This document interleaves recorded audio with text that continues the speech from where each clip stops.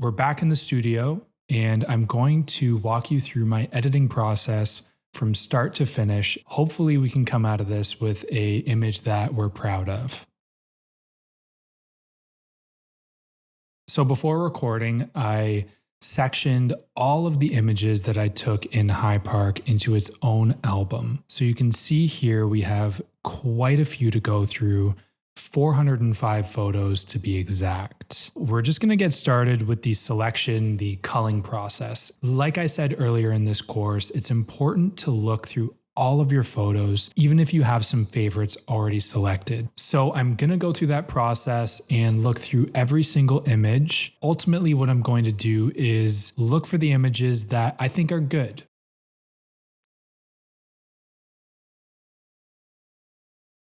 Now I've gone through all of my photos from the session and I've selected the images that I think are good. I went into my favorites album, copied all of the images that I selected as my favorites and moved them to an album that I called High Park Selects 1. I'm going to go back into my albums now. I'm going to make another album that I'm going to title High Park Selects 2. My process is now going to be going through High Park Selects 1, and once I find an image that I think is great, I'm going to throw it into the High Park Selects 2 album, and this is going to narrow down those selections even more. Right now, I've narrowed down the 400 and something photos down to 62 photos. I'm going to go over the images that I selected with you, and I'll kind of explain my rationale behind why I picked some of these images. So the first ones we can see are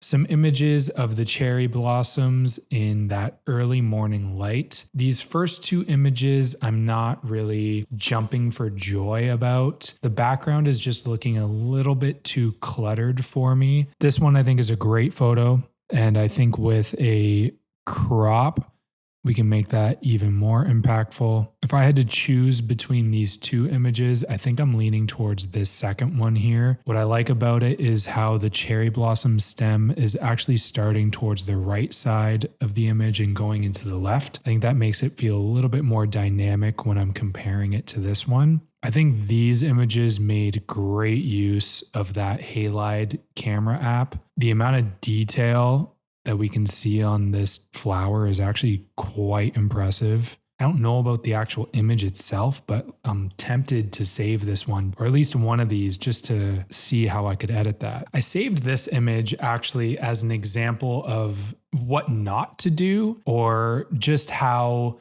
to point out how useful color contrast can be in your images. The green stem and buds against the green tree or bush that's in the background really does not make for enough contrast to really make this subject out from the background. And you can see how everything just kind of blends into one another. So really good example of why color contrast, I guess, is so important to employ in your images. This image here is probably the best use of leading lines that I've done in this session. Somehow the subject feels isolated enough from the background. I think it's a lack of white cherry blossoms behind it. We're seeing blue sky, we're seeing green behind it, which breaks up all that white. The branch of the tree comes through at a nice diagonal and also leads your eye right to the subject. So I really like this image actually.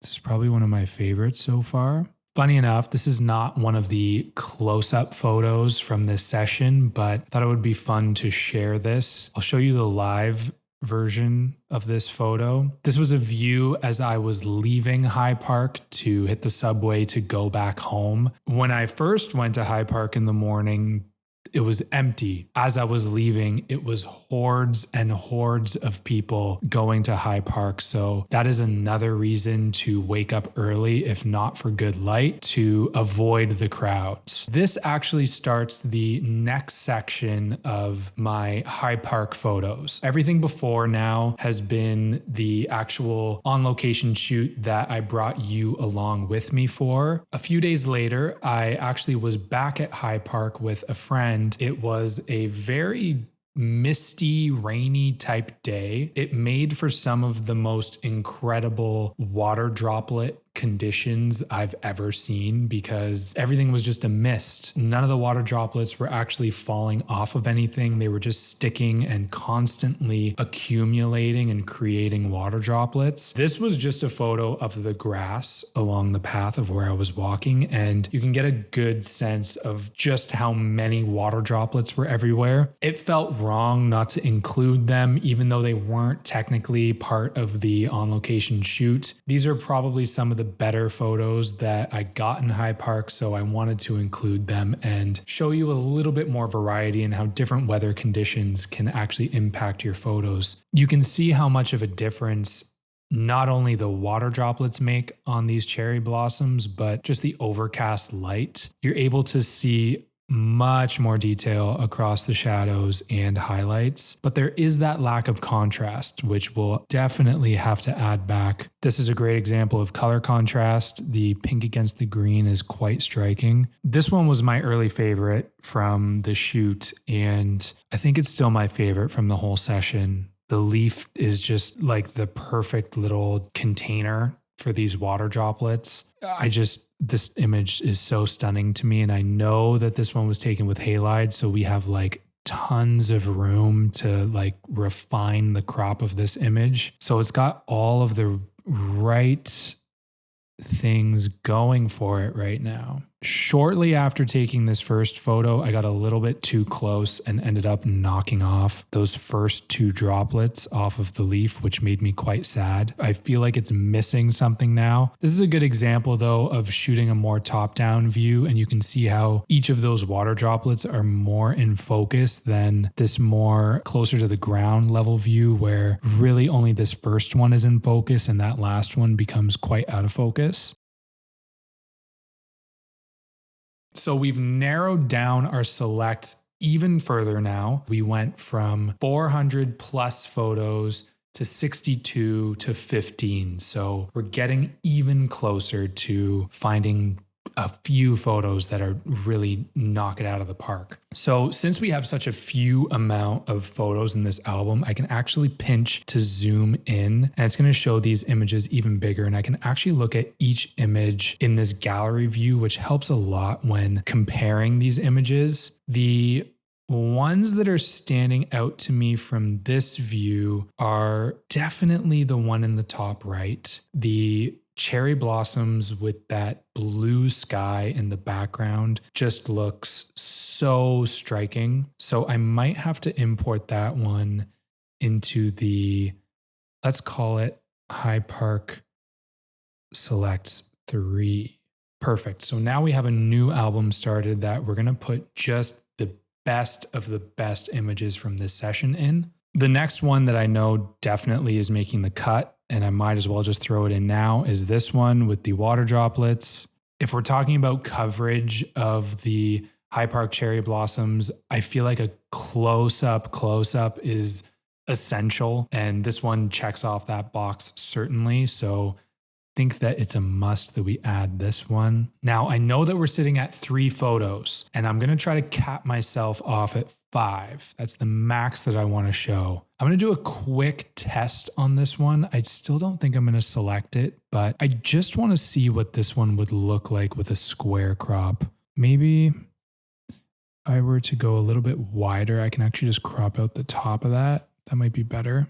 Certainly better than where it was, but still not that good. This one I was excited to crop in on, so I'm going to try that. That to me is the most interesting part of this image. I want to crop out all of that green that's showing up. It just isn't necessary in this photo, which means I have to get really tight on the left. Maybe it's okay on the top right there. Kind of break up the color. I don't mind that. I think it's good. Do I think it's great? I'm not so sure. All right, let's throw this one in there too. And I think that's going to be it. You know what? I'll throw this one in there as well. And that'll be our 5. Okay. So we've now narrowed down our 400 plus photos down to 5 photos, and we can begin our editing process from here. I'm going to start off with my personal favorite photo and what I'm dying to edit, and that's going to be this one right here. We're going to start with our crop. In order to crop, again, we're going to hit our edit tool in the top right. Our crop section is in the bottom right, and I'm not sure exactly what aspect ratio I want this to be in. I know that I want this image to go on socials, so it's either going to be a square or 4x5. Ideally, I think I want it to be a 4x5. So you know what? We can start there by going into our aspect ratio tool and scrolling over and hitting 4x5. Now that we have that selected, we can crop in uniformly and make sure that we're getting that 4x5 aspect ratio as we go in. I think I want to crop out that red and just keep it these green tones. You can see how much that really focuses your eye and kind of declutters the image. As I'm cropping, I'm looking at the edges of my frame. What I'm noticing is that in the bottom left corner, we have a leaf where the line is crossing through the frame and going into that corner. In the top left corner, we have a sort of similar thing. That's pretty nice. If I were to crop in, you can see actually, it's not too bad as I crop in. The same thing is kind of happening, except on the top, we're cropping out that leaf that has a lot of interesting water droplets as well. And I think I want to include that in the image. So I'm just going to go back. And again, a lot of it is just feeling out the image, waiting until everything feels nice and balanced, much like composing an image. I'm pretty happy with that. I know that it could go in a little bit further. Maybe I should crop it in a little bit further. Yeah, that feels a lot more focused. The next section that we're going to look at is our adjust section. The first tool that we see is our auto edit. We'll tap that and we'll see what the iPhone naturally does. What's cool about this feature is once you tap auto edit, you can actually scroll through and see exactly what the iPhone did to your image. And then you can further refine that from there. If I tap on my image, I can go to a before view and then it'll bring me back to the edited version. Now, it didn't wreck the photo. I'm not sure it necessarily enhanced the photo either. So I might just start from scratch because I don't really like much of what this did. So let's go back to the auto and just reset it. When I'm looking at this photo, I'm thinking, what is the most important problem to solve right now? It lacks contrast and it lacks a little bit of saturation. The first one that I'm going to tackle is contrast, because maybe by adding contrast, I'll add enough saturation to where things look good again. Let's scroll over to our contrast slider. We're going to slide to the right to increase our contrast. And we're going to just go all the way here and see how much contrast that really is, which is just way too much. If we flip on and off, we can see that that is just totally unnatural. So let's split the difference. Let's go to 50, flip it on and off.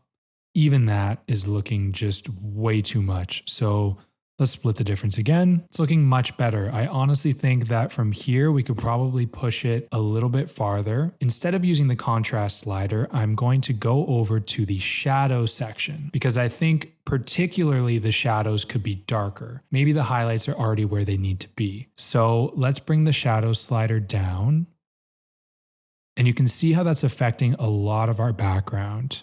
In the bottom right corner, what's happening is we're losing a lot of dark detail. So we definitely don't want to do that. We're going to bring it. The max that we can go here is about 44 before we start to lose detail. One thing that's happening when I tap before and after is it's showing me the full before and the full after. Really, all I want to see is what adjustments I am making with my shadows tool. What I can do is I can just tap the shadows icon and that's going to turn off my shadows adjustment.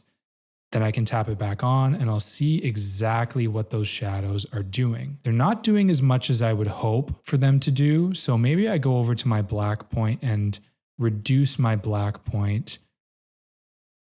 No, that's creating some really wonky digital artifacting in the bottom right. So better steer clear of that. Okay, I'm going to lift the shadows back up and then go back to my contrast slider.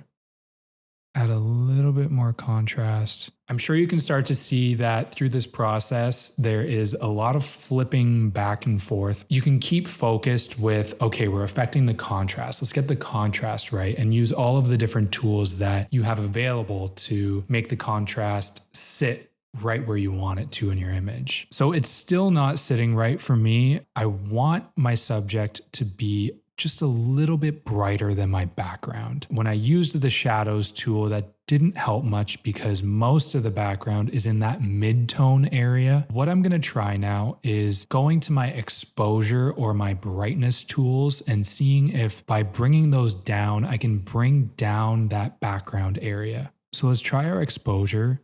That is bringing down our background area, but you can see it's also affecting the subject of our image or that leaf right in the center there.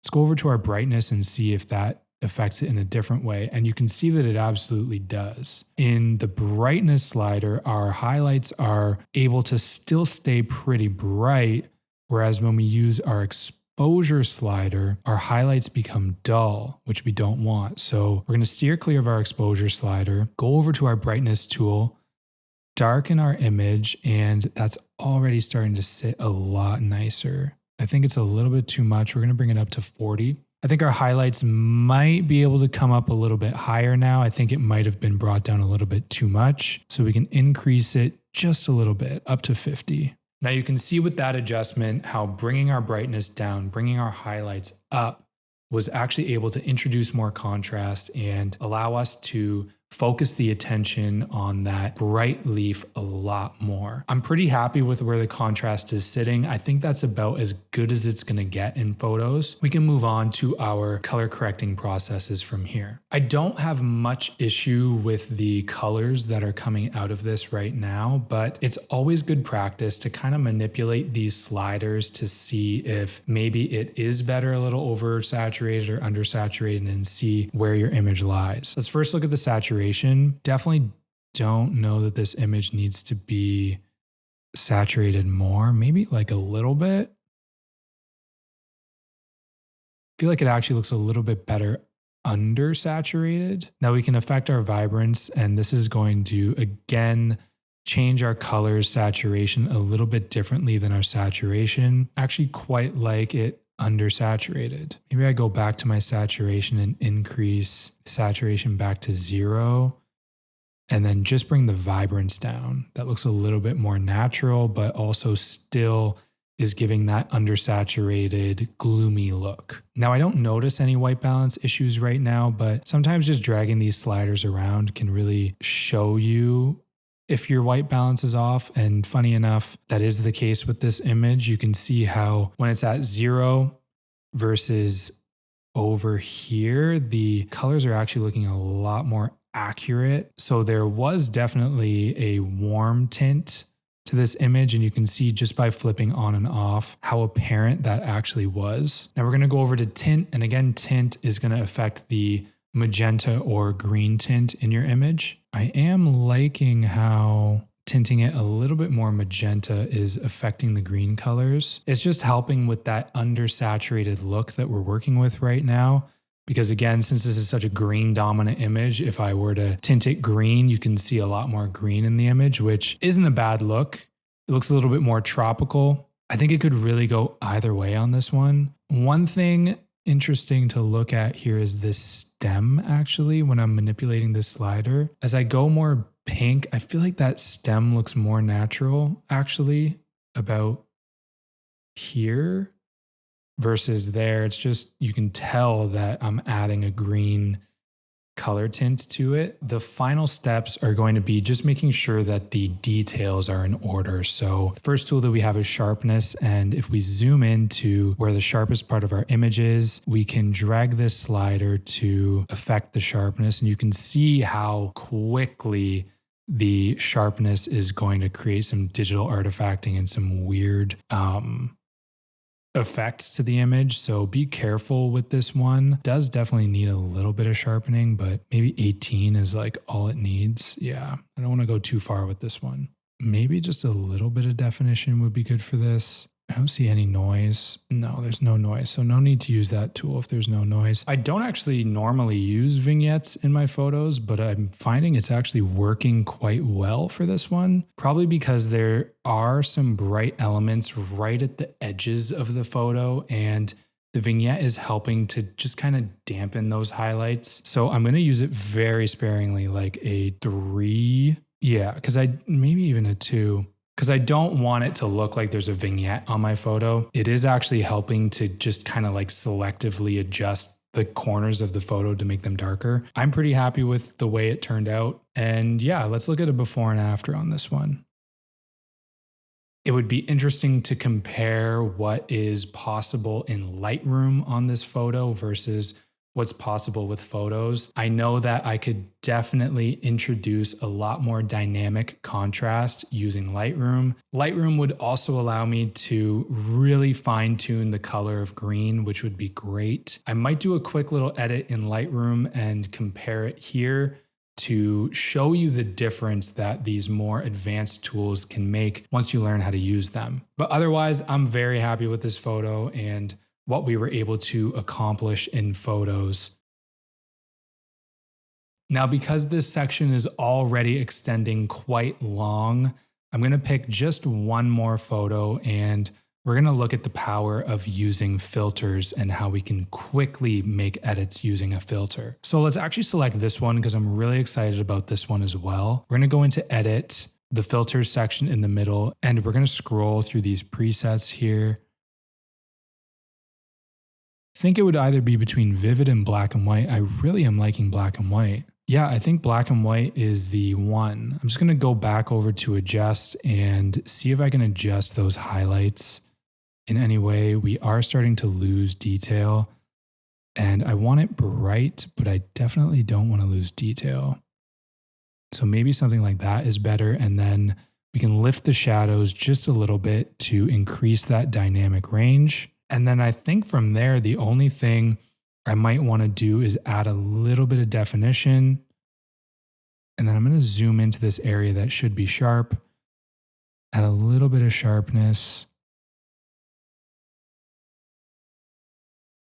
And it's as simple as that. Presets can really streamline your editing process. I was lucky enough that a black and white filter worked really well on this photo. So that eliminated the need to do any kind of color correcting, which usually takes a little bit longer in the editing process. I think I'm going to have to force an end on this section, even though unfortunately we haven't gotten to the other 3 photos yet. I think a lot of the fundamentals of editing have been explored already. The biggest takeaway to take from this section and the earlier editing section is how important the editing process is to take a good photo to a great photo and a photo really worthy of sharing. I think that the editing process is one of the most fun processes of photography, actually. I love shooting, but I love even more going through a big batch of photos and taking a photo from okay or good to great or amazing. I think it's